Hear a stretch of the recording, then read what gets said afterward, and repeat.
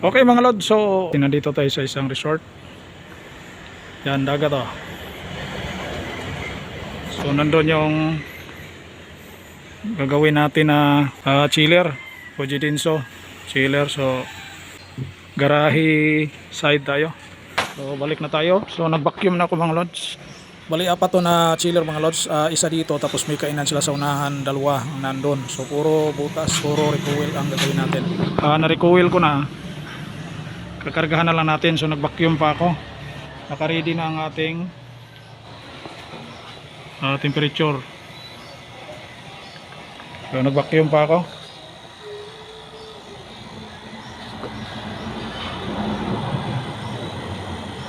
$30.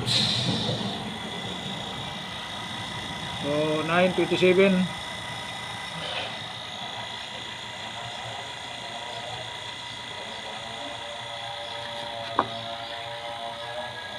So ito yung magandang tunog ng vacuum pump. Kapag ganyan yung sound niya, yung tunog niya. Pero kapag maingay, so halatang may butas kapag nag-iingay ito. At saka kung umuusok. So maliit lang ang vacuum pump ko, kaya 30 minutes or 40. Minsan ay 1 oras. So ganyan oh. Naka 30 talaga. So magandang sinyalis lang mga lods.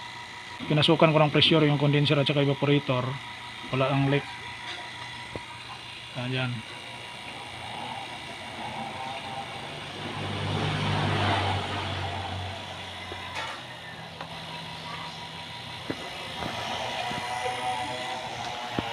So sa pagkarga mga lods, hindi na nasusunod ito. Ito yung nilagay kong, yan yung nilagay kong current. Hindi na masusunod ito kasi ay nagbago na yung looping dito, kaya hindi na natin sundin ito. Dito lang muna tayo mag-focus. So ganyan ang kaibahan kapag na-recoil ang isang unit. Kapag na-recoil na kasi isang unit, pwedeng hahaba yung looping or pwedeng iiksi. So hindi na masusunod natin yung original looping niya, kaya ay magbago yung current. Okay, so 30 minutes na mga lods, you know, 31 na. So off na natin to. Close.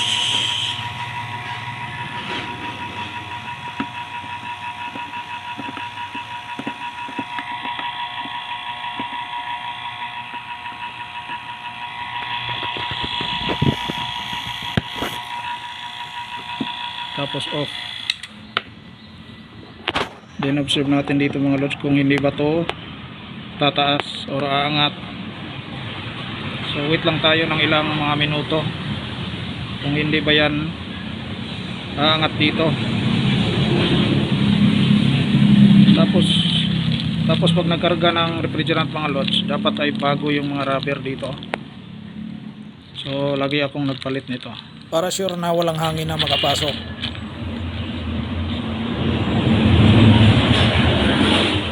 So naka-steady siya sa negative 30. So magandang sinyalis yan mga lods. So partial. So nag-partial na ako mga lods.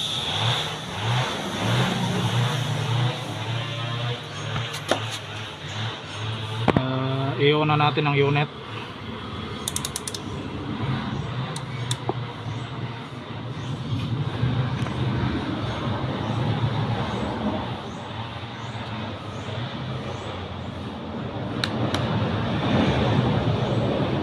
Kinakapa ko ang compressor kasi ang ingay dito malapit sa kalsada. Hindi ko marinig kung umandar ang compressor mga lods.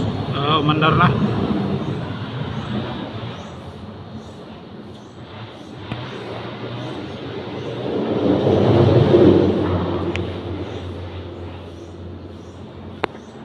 So partial pa lang yan mga lods.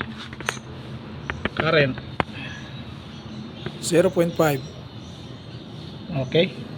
Kapag nagkarga ako ng refrigerant mga lods sa isang recoiled na unit, walang specific na PSI ito. Ang lagi kong tatandaan ay yung charging pressure ng refrigerant. So dito sa libro na binagbasihan ko ay ang charging pressure ng 134A ay 4 to 7. So merong magsabi 3 to 10, 3 to 12. Pero sa akin kasi ay 4 to 7 PSI. So yan lang ang sinusunod ko, tapos ay tinitingnan ko yung mga tubo.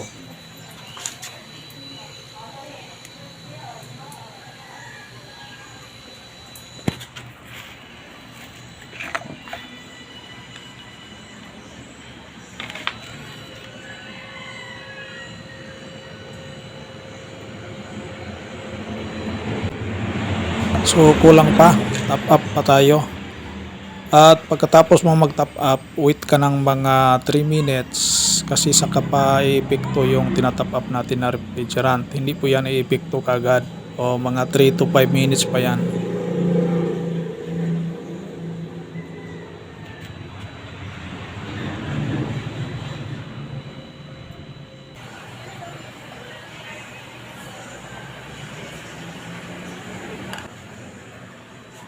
Tapos ay observe sa mga tubo.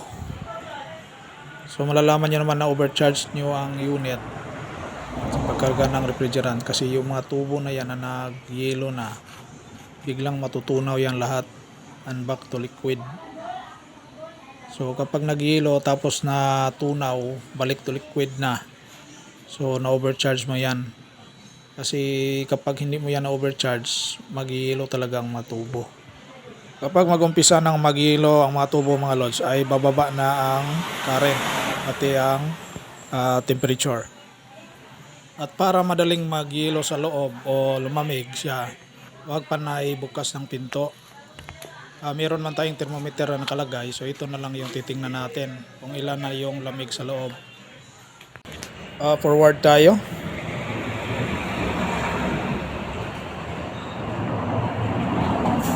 So pasok na yan kasi 2 to 5 degrees Celsius. Ayan o, nag-yellow na sa loob o.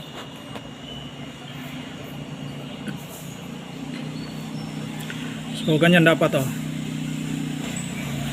Hindi mag-yellow ang babalik.